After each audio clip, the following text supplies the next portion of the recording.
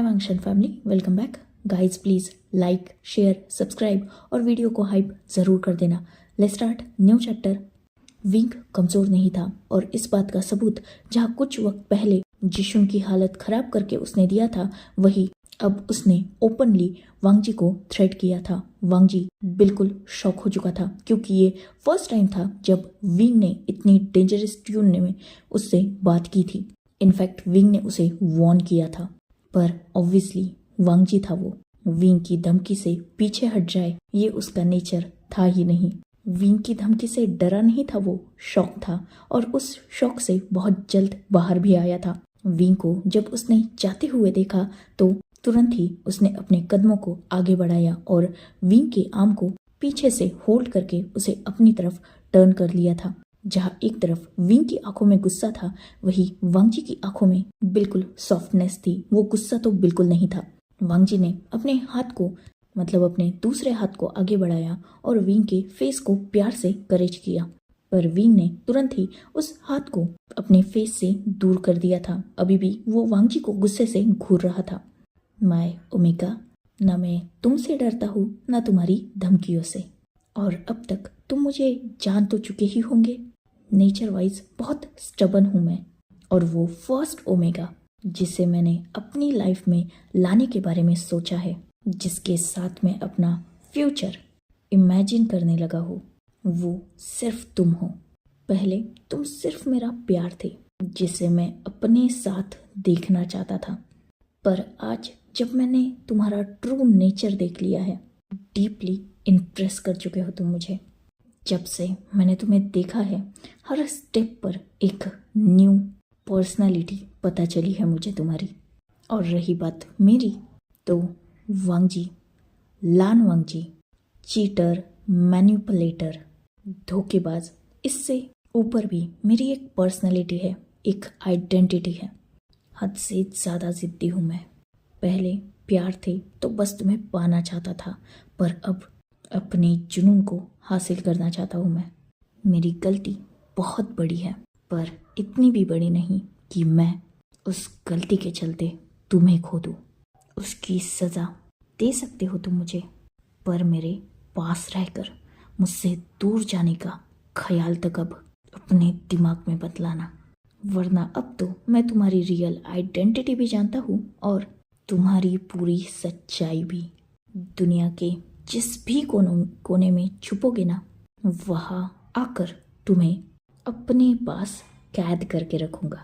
तो भागने का ख्याल छोड़ दो। हाँ, चाहे तो मेरे पास रहो, चाहे जितना मुझे तंग करो, टॉर्चर करो, मुझ पे अपना गुस्सा निकालो, फ्रस्ट्रेशन निकालो, मैं सब कुछ बिल्कुल शांति से सहूँगा। आई स्वे, एक वर्ड नहीं कहूँगा तुमसे।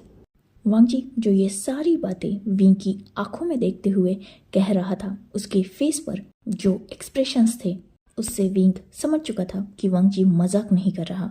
वैसे इस बार मजाक के मूड में तो विंग भी नहीं था, इसीलिए तो वांगजी की इस धमकी से ना वो डरा था और ना ही वो इरिटेट हुआ था, बल्कि वांगजी ने उसके आर्म को होल्ड करके रखा था ना एक हाथ से, उसी हाथ को होशियारी से टर्न करके विंग ने वांगजी के ही हाथ को टाइटली होल्ड कर दिया था उसकी रिस्ट से, और बहुत होशियारी से वांगजी को टर्न करके वांगजी के उसी हाथ को वांगजी की बैक पर बहुत टाइटली ग्रैब कर लिया था, जिससे वांगजी जो दूसरे ही पल पूरी तरीके से शॉक था और उसे अपने रिस्ट में बहुत शार्प पेन हो रहा था, क्योंकि ऑब्वियसली विंग बहुत ज़्यादा स्ट्रांग था।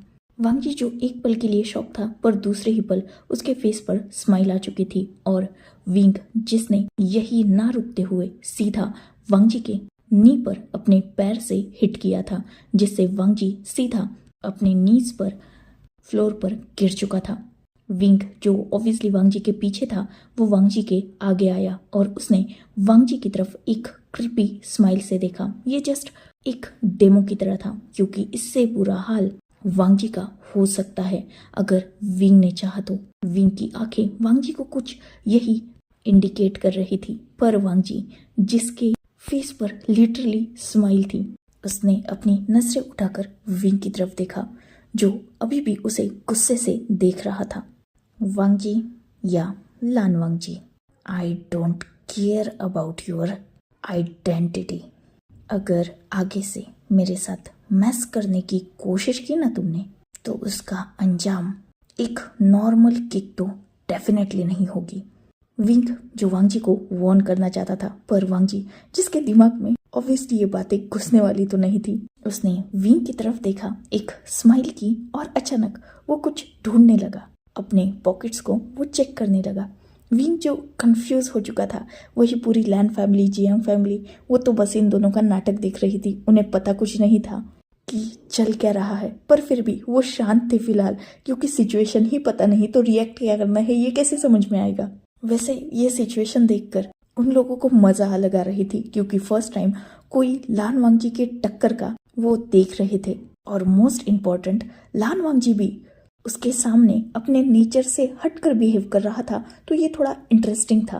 खैर, वांगजी जिसे फाइनली वो चीज मिल चुकी थी जिसे वो ढूंढ रहा था, वही विंग जो कंफ्यूज था अभी भी, अचानक उसके सामने वांगजी ने अपना हाथ आगे किया और उसमें रिंग थी। वांगजी ने विंग की तरफ देखा और स्माइल के साथ कहा, माय नॉटी ओमेगा, अगर प्रपोजल चाहते थे तो बोल देते, मैं ग्रैंड प्रपोजल ऑर्गेनाइज करता, पर अपने अल्फा को ऐसे नीज पर बिठाना, चलो कोई बात नहीं। वैसे पोजीशन परफेक्ट है। रही बात सिचुएशन की, तो अगर तुम हाँ कह दो तो सिचुएशन भी परफेक्ट हो जाएगी। बोलो my omega, will you marry me? Wing जिसके रिएक्शंस लाइक व्हाट, मतलब उसे बिलीव नहीं हो रहा था। इस इंसान को उसने 2 मिनट पहले बुरी तरीके से हिट करके नीचे गिराया है, ये समझाने के लिए कि ये सुधर जाए, पर नहीं, शायद विंग पत्थर पे सर फोड़ रहा है। यही फिलहाल वांगजी की हरकतों से विंग को अभी अभी रियलाइज हुआ था, पर ऑब्वियसली विंग के पास इस सिचुएशन का भी जवाब था। लान वांगजी, फेक एक्सीडेंट प्रिटेंड करते हुए कहीं रियल की इंजरी तुम्हारे हेड में तो नहीं हो गई ना? मेरे ख्याल से यू नीड न्यूरोसर्जन। विंग जिसने अपनी लाइन कंप्लीट की और शुयांग की तरफ देखा, इसके लिए वर्ल्ड का बेस्ट न्यूरोसर्जन अपॉइंट करो और इसके सारे मेडिकल एक्सपेंस मैं पे करूंगा, ताकि मेरा एक पागल से पीछा छूट जाए। विंग जिसने अपनी बात को कंप्लीट किया और फिर से वांगजी की तरफ देखा, you strongly need medical attention mister Lan Wangji, I hope you will recover soon. इतना बोलकर विंग जो अब फाइनली वांगजी के हाथ में जो रिंग थी उसे देखकर एक अनोइंग फेस बनाकर वहां से अपने तेज कदमों से सीधा निकल चुका था, क्योंकि उसे और कोई नाटक नहीं चाहिए था। पर जाते हुए भी वांगजी की आवाजें विंग के कानों में गूंज रही थी, जस्ट लाइक मुझे न्यूरोसर्जन की नहीं बल्कि मेरे ओमेगा की जरूरत है। सुनो ना विंग, एक बार शादी के लिए हाँ तो बोल दो, मेरा सारा पागलपन खत्म हो जाएगा। हे विंग, लिसन टू मी ना, तुम खुद मेरी मेडिसिन हो, तुम ही मुझे डॉक्टर का एड्रेस देके जा रहे हो। विंग, और न जाने ऐसी कितनी बकवास जो विंग ने जाते हुए सुनी थी। वांगजी जो अभी भी पीछे से चिल्ला रहा था, उसके शोल्डर पर जब किसी का हाथ आया तब उसने चिल्लाना बंद किया और अपनी साइड में देखा, जहां फिलहाल उसकी साइड में सिचैन खड़े थे। तुरंत वांगजी की दूसरी शोल्डर पर भी हाथ आ चुका था, जो जियांग चैंग का था।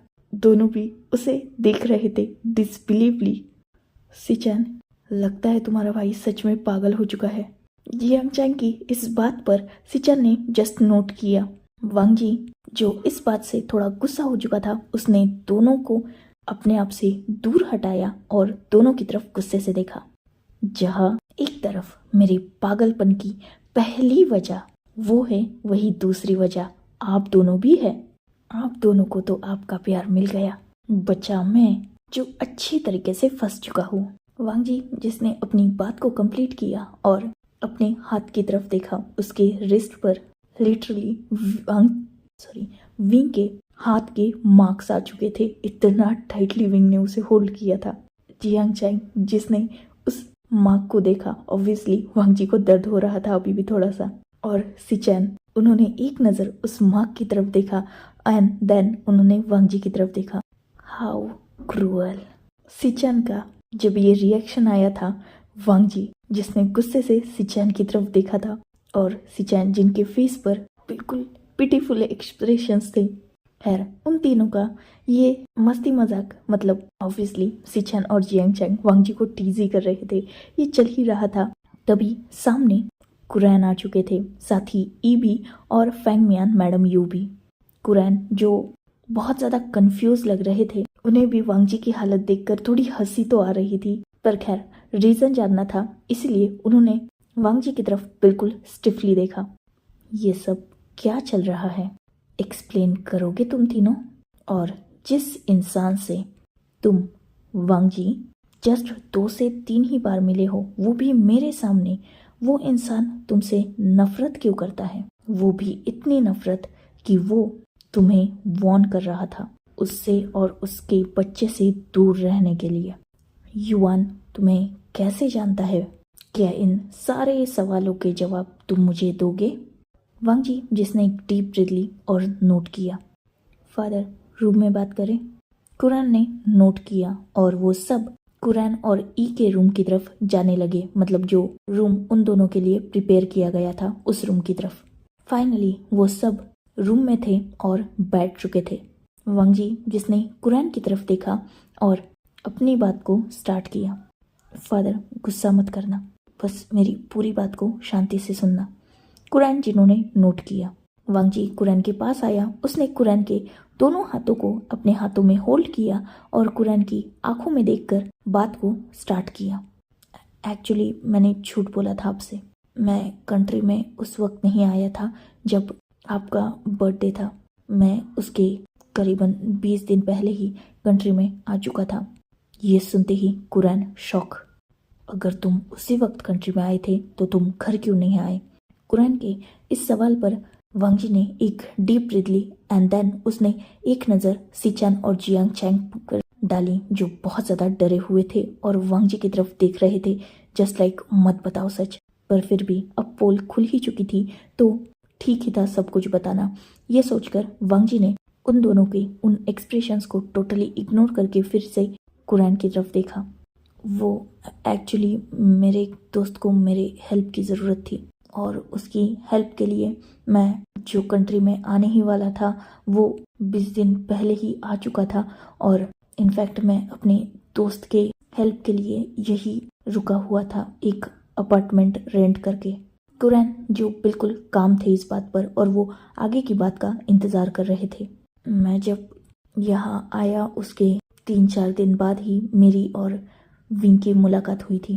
एक्चुअली सिचुएशन थोड़ी गलत थी उस वक्त, क्योंकि विंग और युआन का एक नॉर्मल एक्सीडेंट हुआ था, उसमें वो दोनों घायल हो चुके थे और मैंने जस्ट उन्हें हॉस्पिटल तक पहुंचाने में हेल्प की थी। पर मुझे विंग पहले ही नज़र में पसंद आ चुका था, मतलब जस्ट वो मुझे अट्रैक्ट कर चुका था, वो बहुत ब्यूटीफुल था, तो मैं खुद को रोक नहीं पाया और उसके करीब गया। उस दिन मैंने उन दोनों की हेल्प की, देन उनके पास रुका और क्योंकि मैं फर्स्ट लुक में ही इम्प्रेस हो चुका था उससे, तो मैंने उसके बारे में पता किया। तब मुझे पता चला कि वो अपने बच्चे के साथ एक अपार्टमेंट में रहता है। मैंने उसी के साइड का अपार्टमेंट देन ओन किया और उसके साथ और उसके बच्चे के साथ टाइम स्पेंड करने लगा। विंग बहुत ठीक था, वो मेरे चाम में नहीं फंस रहा था, पर युआन वो आसानी से कन्विंस हो चुका था। पर विंग मुझे युआन से भी दूर कर रहा था। लाइफ में ऐसा फर्स्ट ओमेगा था जो ना मेरे चाम से, ना मेरे हैंडसमनेस से और ना मेरे पोलाइट बिहेव से मेरे करीब आ रहा था। इस बात ने और भी ज़्यादा मेरे इंटरेस्ट को बढ़ा दिया था। जैसे तैसे करके मैंने उसे अपने प्यार में गिरा ही लिया था। मतलब उसे कंफर्म प्यार नहीं कहेंगे, पर हाँ, हम दोनों में रिलेशनशिप स्टार्ट हो चुका था, नॉर्मल रिलेशनशिप। पर ऑब्वियसली वो मेरा अट्रैक्शन था, तो मैंने कुछ गलतियाँ कर दी जिससे वो ऑफेंड हो गया और युआन को लेकर मुझसे दूर आ गया। मैं तो जानता भी नहीं था। देन आपका भी बर्थडे था और मुझे लैन फैमिली में वापस आना था। वो तो मेरी आइडेंटिटी भी नहीं जानता था और ना मैं उसकी आइडेंटिटी जानता था। तो उसी वक्त हम दोनों में थोड़ी दूरी आ गई और वो ऑलरेडी मेरा सच जान के युवान को लेकर भाग चुका था, मतलब मुझे छोड़ के जा चुका था।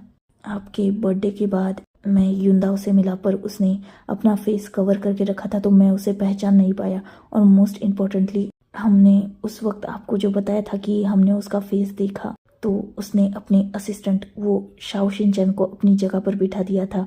इसीलिए हमने रियल युंदाओ का फेस नहीं देखा और हमने शाओ शिनचैन को ही युंदाओ समझ लिया। पर उस दिन डिनर टेबल पर जब उसका वो मास्क हटा, उस वक्त हम तीनों उसी वजह से शॉक हुए थे, क्योंकि हमें पता चला था कि विंग ही युंदाओ है। ये हमारे लिए बहुत शॉकिंग था।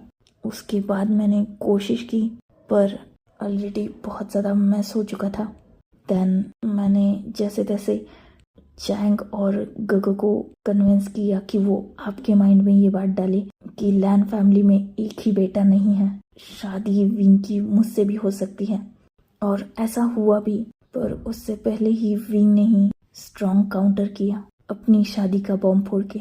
मैं इनफैक्ट आज यहाँ आपको जो जल्दी लाया था वो उसकी शादी रोकने के लिए ही लाया था। और मैं युवान को बार बार इसीलिए ढूंढ रहा था ताकि युवान विंग को प्रेशराइज कर सके। मैं जानता था युवान मुझे बहुत ज़्यादा फेवर करता है, वो मुझसे बहुत ज़्यादा अटैच हो चुका है और मुझसे प्यार करता है, और मेरे होते हुए वो विंग को किसी और से शादी करने ही नहीं देगा। पर यहाँ कुछ अलग ही बात थी।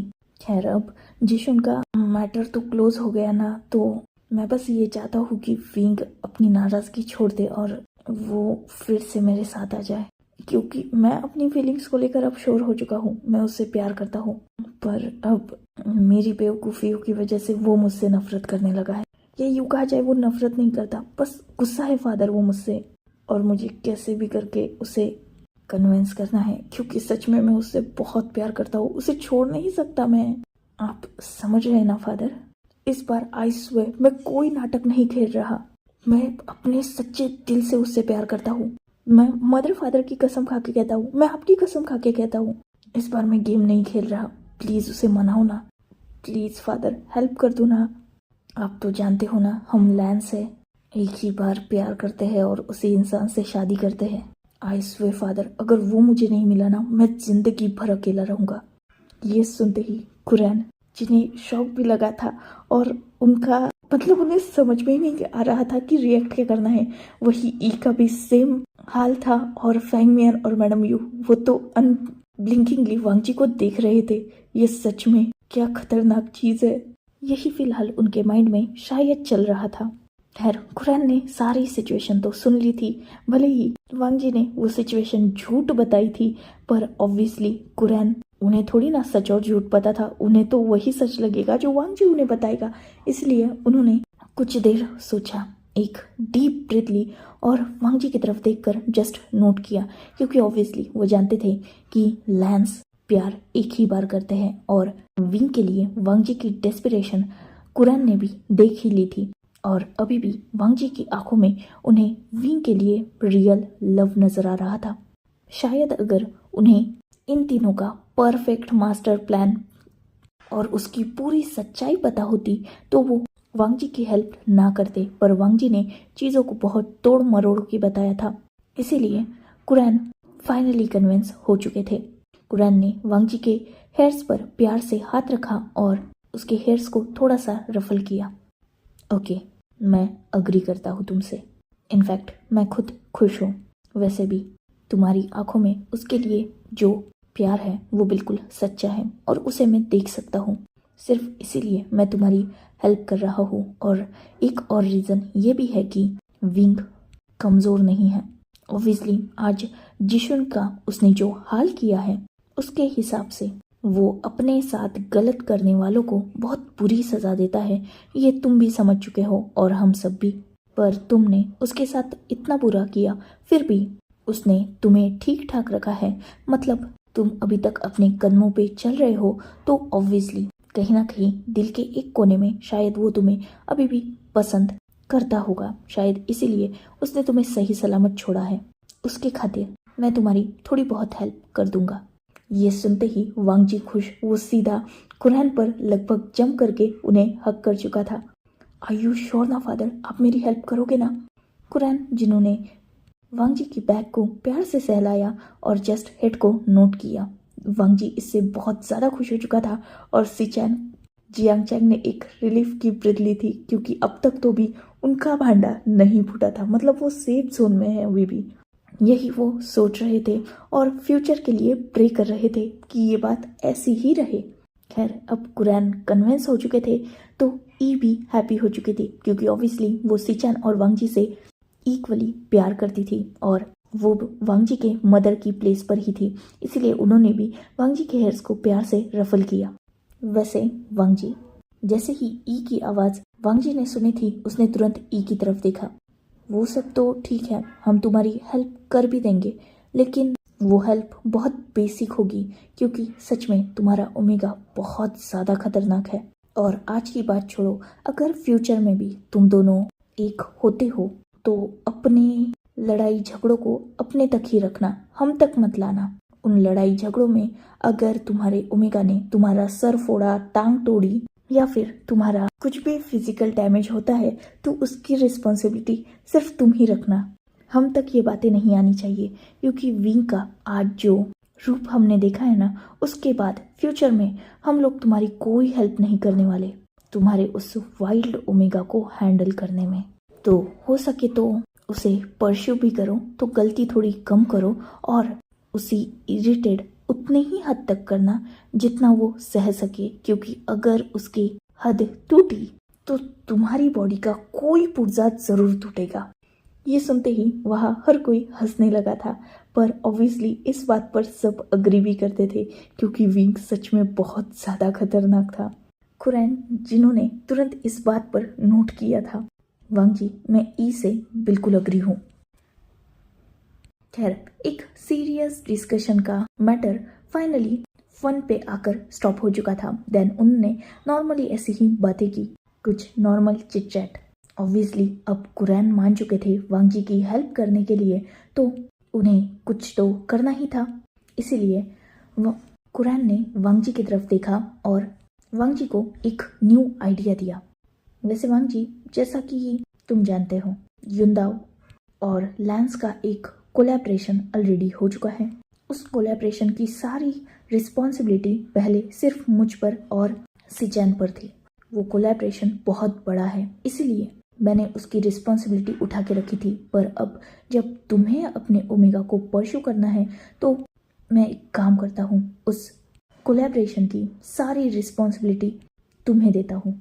ऑब्वियसली उसके थ्रू तुम विंग के करीब जा सकते हो, इनफैक्ट तुम उसके ऑफिस तक भी जा सकते हो। वैसे भी ये कंट्री भले ही विंग की खुद की कंट्री है, पर उसे इसके बारे में बहुत बेसिक नॉलेज है, इसलिए बहुत सारी चीज़ों में विंग को हेल्प लगेगी। और ऑब्वियसली जो उसकी हेल्प करेगा वो उसके साथ ज़्यादा से ज़्यादा टाइम भी स्पेंड कर सकता है। तो आई थिंक ये तुम्हारे लिए ग्रेट अपॉर्चुनिटी है।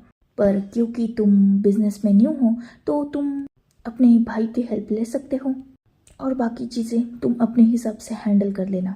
इससे ज़्यादा फिलहाल मैं तुम्हारे लिए कुछ नहीं कर सकता। वांग जी ने जैसे ही ये सुना था, उससे ये आइडिया, इनफैक्ट ये अपॉर्चुनिटी बिल्कुल अच्छी लगी। इनफैक्ट ये गोल्डन अपॉर्चुनिटी थी, इसीलिए उसने तुरंत इस बात को एक्सेप्ट कर लिया। फादर, आप सच में ग्रेट हो। कुरैन जिन्होंने इस बात पर बस स्माइल किया। फादर, वैसे आप चाहे तो एक और हेल्प कर सकते हैं वांग जी की। जैसे ही ये बात कुरैन ने और बाकी सब ने सुनी थी, तुरंत सबका ध्यान सिचैन की तरफ गया था। सिचैन जिन्होंने स्माइल के साथ सबकी तरफ देखा और अपना आइडिया दिया। फादर, आपको याद है ना, आपने कुछ देर पहले युवान से क्या कहा? कुरैन जो कंफ्यूज हो चुके थे, तुरंत सिचैन ने अपनी बात को क्लियर किया। फादर, आपने कहा था कि आप युवान के साथ रुकेंगे और युवान आपके साथ रहेगा।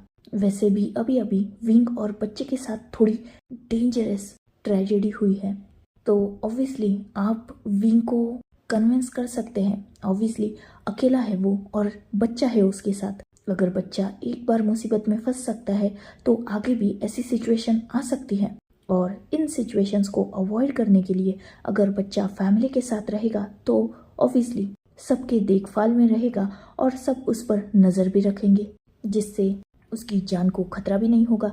तो बेस्ट ऑप्शन है ना कि विंग और युवान दोनों भी लैंड मेंशन में हमारे साथ रहे। इससे वांग जी ऑफिस में ही नहीं बल्कि घर में भी विंग के करीब रह सकता है और उसे कन्विंस करने की कोशिश कर सकता है, और इससे हम लोग भी इन दोनों पर नजर रख सकते हैं, खासकर वांग जी पर। वैसे भी आप भी तो विंग को प्रोटेक्ट ही करना चाहते हैं ना, तो ये बेस्ट आइडिया है मेरे ख्याल से। ये सुनते ही कुरान ने नोट किया। हाँ, वैसे आइडिया अच्छा है। ओके, मैं उससे आज बात करता हूँ। सब में ये बात भी फाइनलाइज हो चुकी थी। अब नेक्स्ट सवाल यू की तरफ से आया था। वैसे वांग जी, एक बात बताओ, तुमने विंग को रिंग के साथ वेडिंग के लिए प्रपोज किया, तुम्हारे पास रिंग कैसे आई? ये सुनते ही वांग जी ने अपनी आंट की तरफ देखा। एक्चुअली आंट, मैंने पहले ही सोच के रखा था कि शादी तो मैं किसी हालत में नहीं होने दूंगा, और उसकी सारी प्रिपरेशन और बैकअप भी था मेरे पास। वो अलग बात है कि मुझे किसी भी चीज़ का यूज़ करने की ज़रूरत नहीं पड़ी, पर मेरे पास प्रिपरेशन पूरी थी। वैसे भी मैंने विंग से वादा किया था कि उसका अल्फा बनके पोडियम पे मैं ही खड़ा रहूंगा, तो ऑब्वियसली वेडिंग के लिए रिंग की ज़रूरत तो होती है ना, इसलिए मैंने वो बहुत पहले ही परचेस करके रखी थी और इनफैक्ट आज उसे लेके आया था। ये सुनते ही सब हंसने लगे। खैर, उनकी ऐसे ही बातें वहाँ चल रही थी और अलग अलग प्लान्स भी एक दूसरे को वो दे रहे थे, खासकर वांग जी को। वहाँ विंग को पटाने की पूरी प्रिपरेशन चल रही थी, वही दूसरी तरफ विंग को खुद अपने रूम में अपने बच्चे के पास था। बहुत पहले ही शाओ शिनचैन युआन को विंग के पास छोड़ के गया था और विंग ने अपने बच्चे को सुला दिया था। युआन के पास बैठकर ही वो अपने ऑफिस का कुछ वर्क कर रहा था और साथ ही वांग जी की उन सिली हरकतों के बारे में भी सोच रहा था। जहाँ एक तरफ उसे हंसी आ रही थी, वही उसे इरिटेट भी फील हो रहा था और साथ ही गुस्सा भी आ रहा था। खैर, वो उस अनोइंग इंसान का कुछ नहीं कर सकता फिलहाल तो भी। वैसे भी अब सब क्लियर हो ही चुका है, तो सब ठीक है। नाइट के डिनर के बाद शायद वांग जी यहाँ से चला भी जाए, यही विंग ने सोचा और वो फिर से अपने काम में लग गया। वक्त गुजर चुका था और फाइनली युआन भी कुछ देर पहले ही उठ चुका था और विंग ने सर्वेंट्स को बोलकर डिनर भी प्रिपेयर करवा दिया था। सारे सर्वेंट्स फैमिली मेंबर्स को बुलाने भी उनके रूम में जा चुके थे, क्योंकि ऑब्वियसली नॉर्मल चिट चैट के बाद वो सब भी अपने रूम में रेस्ट करने गए थे। सर्वेंट्स ने जब सबको डिनर पे बुलाया तो सब डाइनिंग हॉल में पहुंचे, जहां ऑलरेडी विंग और युआन बैठे हुए थे। जैसे ही युआन ने अपने हैंडसम गगो को देखा, वो तुरंत उतर गया और भागते हुए वांग जी के पास गया। उसने वांग जी के पैरों को हक कर लिया था। वांग जी ने तुरंत युआन को ऊपर अपनी बाहों में उठा लिया और युआन के हेयर्स को प्यार से रफल किया। क्या युआन का रेस्ट हो गया? युआन ने नोट किया। वांग जी, जिसके फेस पर स्माइल थी और वो युआन से अपनी नजरें हटाकर विंग की तरफ देखना नहीं भूला था, जिसकी गुस्से में हाथ की मुट्ठियां टाइट हो चुकी थी।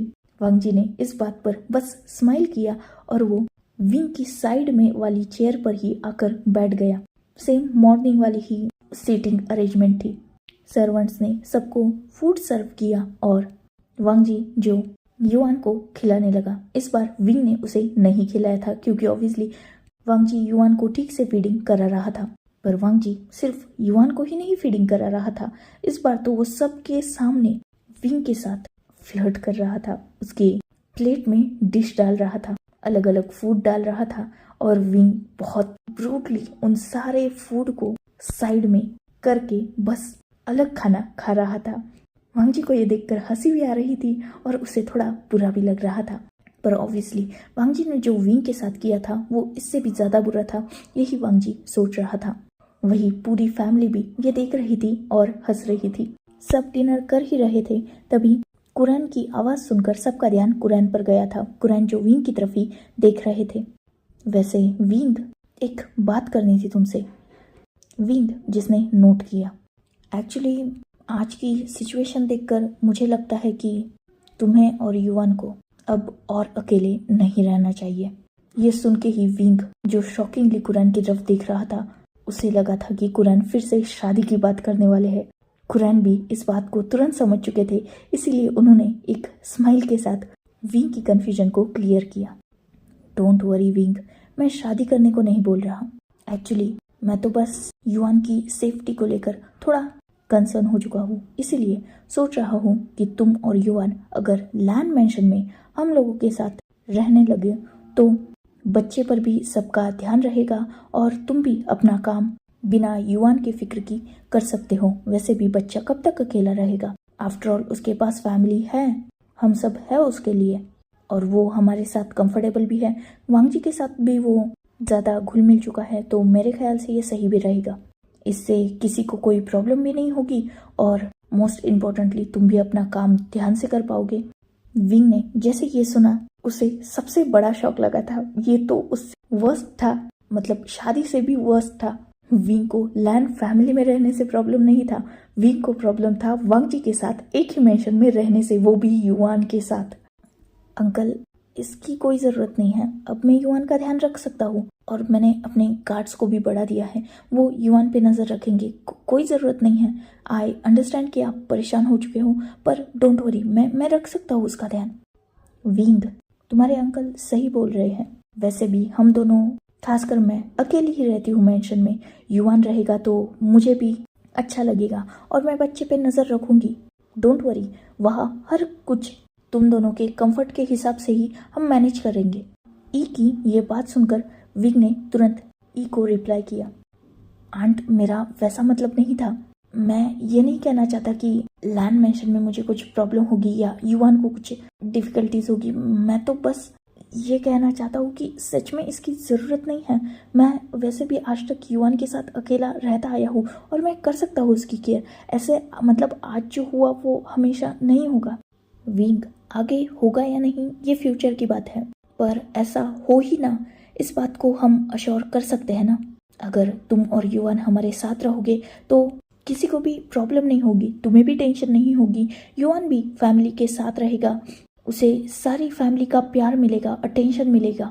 वैसे भी बच्चे के लिए फैमिली इम्पोर्टेंट होती है और है ना हम सब लोग उसके लिए, तो मेरे ख्याल से मदर फादर सही बोल रहे हैं। वैसे भी हम सब भी तो है, जियांग चैंग है, मैं हूँ, वांगजी है, हम सब ध्यान रखेंगे बच्चे का। एंड डोंट वरी, तुम्हें वहाँ अनकंफर्टेबल ना हो इस बात का भी हम पूरा ख्याल रखेंगे। सिचन की ये बात सुनकर विंग ने सिचन की तरफ देखा। गर्ल, आप गलत समझ रहे हैं, मैं समझ रहा हूँ आपकी बात, पर सच में इसकी ज़रूरत नहीं है। एक काम करते हैं ना, ये बात विंग से नहीं पूछते, ये बात हम छोटे से प्यारे से युवान से पूछते हैं। अगर वो चाहेगा तो विंग तो हाँ बोल ही देगा। जैसे ही जियांग चैंग की ये बात खत्म हुई थी, तुरंत वांगजी ने युवान की तरफ देखा था जो इन सब की बातें सुन रहा था। वांगजी ने युवान से पूछा, युवान बच्चा एक बात जरा बताओ। युवान, जिसने नोट किया, क्या आप अपने हैंडसम गग, अपने दोनों अंकल्स और अपने ग्रैंड मदर ग्रैंडफादर के साथ रहना चाहोगे? अगर हाँ आप बोलोगे तो आपकी शियान मम्मा भी हमारे साथ रहने के लिए मान जाएगी। जैसे ही ये बात युवान ने सुनी थी, ऑब्वियसली वो बच्चा तो हाँ ही बोलेगा, क्योंकि उसे अपने हैंडसम गग के साथ रहने को मिल रहा था, साथ ही उसकी शियान मामा भी थी और उसके ग्रैंडफादर ग्रैंड मदर भी थे जिनके साथ युवान कंफर्टेबल था। साथ ही सिचन और चैंग के साथ भी युवान कुछ ही देर में कंफर्टेबल हो चुका था, तो वो मान चुका था। उसने तुरंत शियान मम्मा की तरफ देखा, शियान मम्मा और हम सब साथ रहेंगे। वांगजी ने और बाकी सब ने नोट किया सिवाय विंग के। युवान जो तुरंत उछल पड़ा था वांगजी के लैब पर ही। हाँ, मैं रेडी हूँ, हम सब साथ रहेंगे और बहुत सारा खेलेंगे। आप सब मुझे चॉकलेट्स भी दोगे ना? और इससे हैंडसम गर्ल को भी अपने प्रॉमिस को कंप्लीट कर पाएंगे। हम सब मिलकर अम्यूजमेंट पार्क जाएंगे, पिकनिक भी जाएंगे, बहुत मजा आएगा, है ना हैंडसम गर्ल? वांगजी ने तुरंत नोट किया। हाँ युवान, हम हर जगह जाएंगे, सब साथ जाएंगे और बहुत सारा फन करेंगे। विंग, जिसने ये बात सुनकर अपना मुंह लटका लिया था, बेचारा अब आगे कुछ बोल भी नहीं सकता। So enough for today. Let's take a break. Next chapter in next video. If you like my explanation, like, comment and subscribe my channel. Hopefully you all are enjoying this fan fiction. Goodbye, take care, enjoy your beautiful life.